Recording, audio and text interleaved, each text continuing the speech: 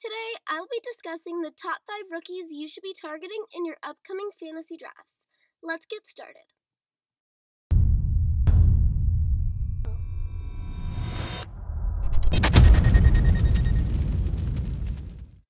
First up, first round pick, Clyde Edwards-Helaire. The dude won the draft lottery. He ends up on the best offense in football with Mahomes and Andy Reid, who produces monster running backs. Now, let's compare him to their current running back, Damian Williams, who has been cut by multiple teams, and he found a good spot with the Chiefs after injuries and releases of multiple running backs. Now, I'm not trying to slight Damian Williams, especially after he played so well in the playoffs during that Super Bowl run, including the Super Bowl itself, but I feel confident in saying that Clyde is the better player. There are arguments about whether or not he's the best running back in the draft. I definitely think he's the most well-rounded running back in the draft, and he's a perfect fit for Andy Reid's offense that loves to throw the ball to their running backs in space. He had 55 receptions last year at LSU, being compared to Brian Westbrook, the former Eagles running back and Andy Reid running back. Even Damian Williams was able to put up RB2 numbers. Imagine putting a star running back in his role. Clyde has great hands and exceptional route running skills. In his 2019 season, he put up 1,400 rushing yards, 16 rushing touchdowns, and averaged 6 yards per carry. In short, if you're drafting Clyde Edwards-Helaire, you are drafting a potential league winner.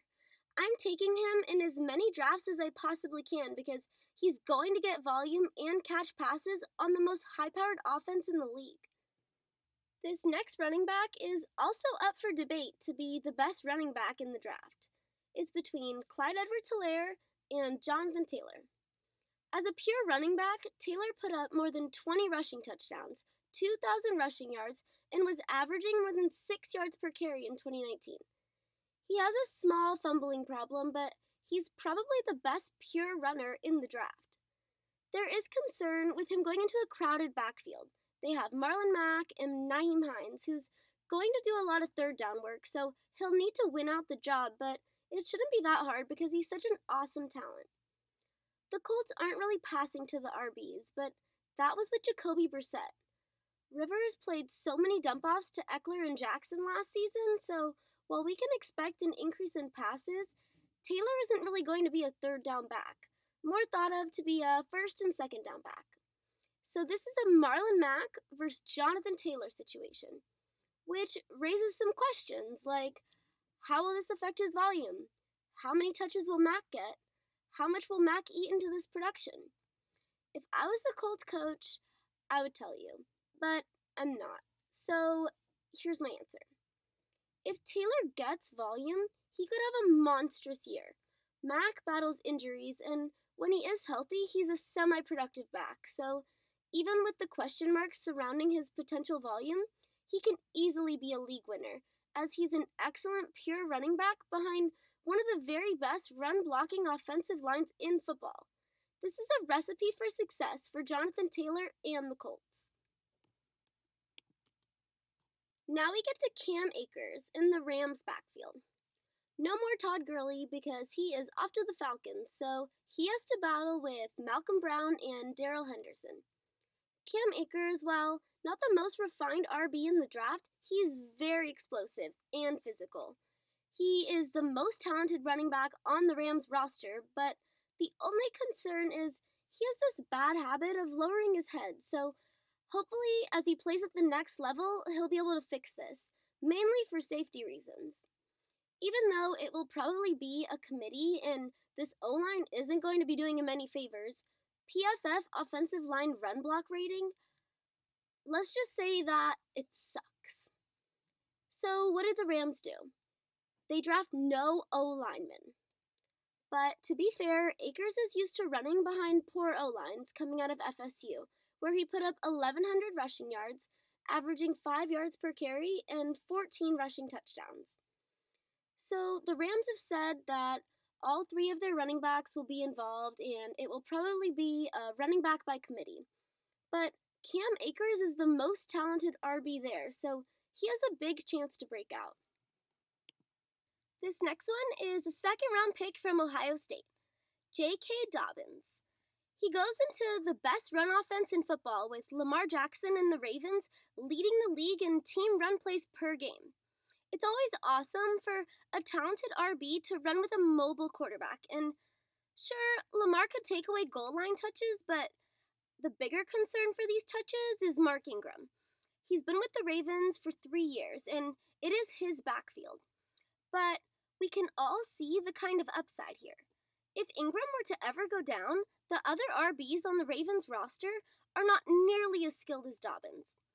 Dobbins is a talented back coming out of OSU, where he ran for over 2,000 yards, 21 rushing touchdowns, and averaged 6.7 yards per carry. A few others that came out of OSU are Zeke, Eddie George, and Carlos Hyde.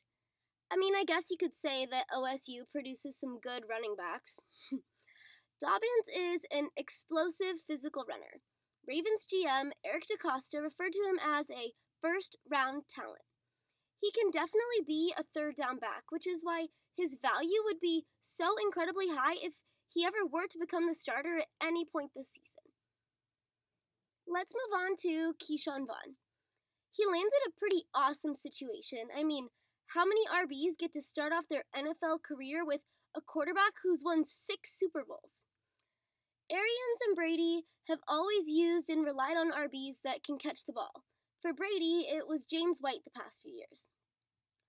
Vaughn is entering this backfield, led by Ronald Jones since Barber isn't there anymore, but Arians nearly refused to give Jones time because of his lack of dependable hands and poor pass protection, and neither of those are going to fly with Brady. Now, this could easily be a committee, but Arians wants certain things done his way. Look at last season. Even if Ronald Jones was the better back, he still used Barber. Arians has shown hesitancy giving rookies decent workloads, but there's a path for him to become the starting running back for this team, especially if Ronald Jones doesn't show improvement from last year. Last year at Vanderbilt, Vaughn had 28 receptions, over 1,000 rushing yards, and 9 rushing touchdowns. He's definitely worth a mid to late round pick, and I'll be making adjustments on him where I'll be targeting him in drafts based on training camp news and updates.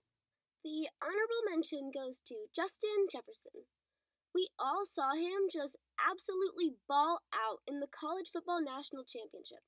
I think we all know what he's capable of, but he does enter a slightly weird situation. He usually played majority of snaps in the slot, and the Vikings lost Diggs, their outside receiver, so they're trying to replace him with Jefferson since Adam Thielen plays better from the slot. Jefferson only saw press coverage on 106 snaps of his final year at LSU, so perhaps it's something he wasn't given a chance to show. He's very capable in press and man coverage, but this is also a difficulty for many rookie wide receivers. His numbers dropped significantly when he played on the outside, although most of that was before this past season. He's a great talent. You watch his LSU tape, the dude is a beast, and he runs a 4.440. Last year, he put up 111 receptions, 1,500 receiving yards, and 18 receiving touchdowns. Now, some people compare him to Marvin Jones, but I don't really get the comparison. Yes, they both have great ball skills. Marvin Jones is a deep threat that is great at pinpointing the ball at his highest point and lines up on the outside, while Justin Jefferson has shown a proven ability to dominate the middle of the field, especially against zone defenses. The only reason he's left as an honorable mention in the rookie target column is the slot wide receiver argument. When the Vikings run a lot of 2 wide receiver, 2 tight end sets, he'll be forced to move into an outside wide receiver role. And even when they do run 3 wide receiver sets, Adam Thielen has proven himself as one of the very best slot wide receivers in football today, so he won't be getting those opportunities. But he hasn't shown production as an outside receiver. While this is a weird situation, we can't deny his value. He's going to be getting with Diggs gone. So I think he's worth a late round pick in drafts because the volume is going to be there and he's definitely capable of outproducing his ADP. Question for you guys. Which rookies will you be targeting in your 2020 drafts? Leave your answers in the comments. I can't wait to read them. If you want more quality content to win your league, subscribe so you don't miss anything. I post every Monday, Wednesday, and Friday. See you all in the next one.